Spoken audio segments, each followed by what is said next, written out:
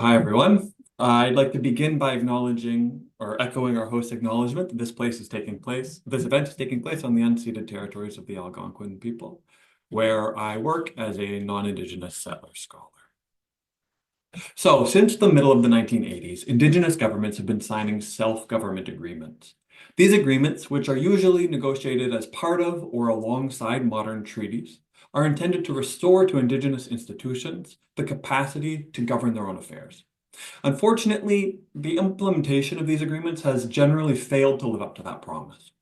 One important reason for this is that federal funding policies did not take into account the expanded responsibilities associated with self-government.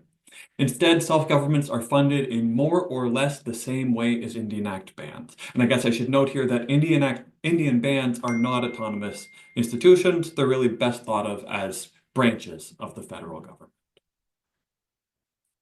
This situation began to change in 2019 when Canada released the Collaborative Self-Government Fiscal Policy.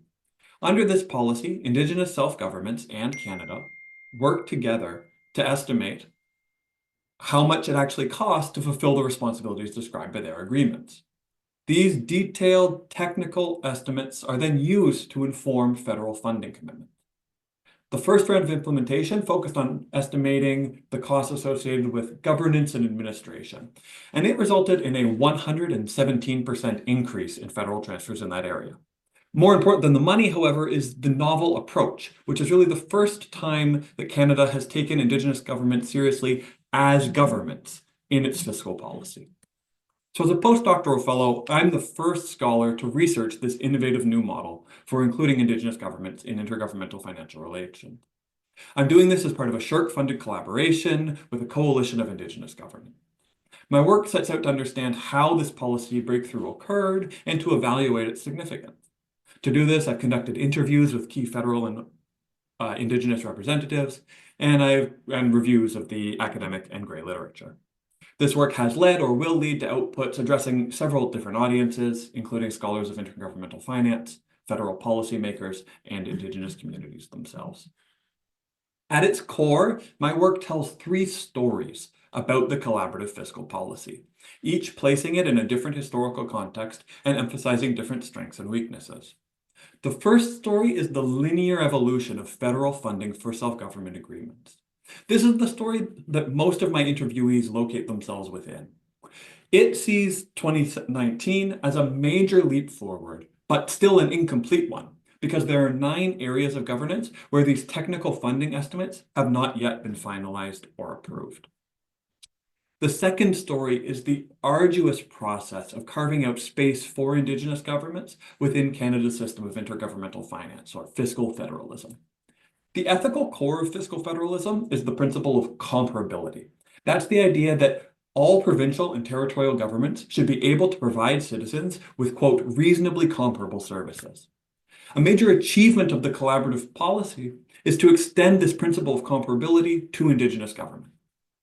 A weakness of the policy, however, is that it continues to treat federal transfers to Indigenous governments as just another program within the Department of Crown Indigenous Relations. This means that these transfers are subject to many, many more layers of bureaucratic scrutiny than equivalent transfers to provinces. The third story is the long history of economic colonialism and Indigenous peoples' equally long-standing efforts to undo it, what's sometimes these days called economic reconciliation. That term can mean a lot of different things. What I have in mind is a form of restitution that empowers Indigenous communities to build Indigenous economies on their own terms.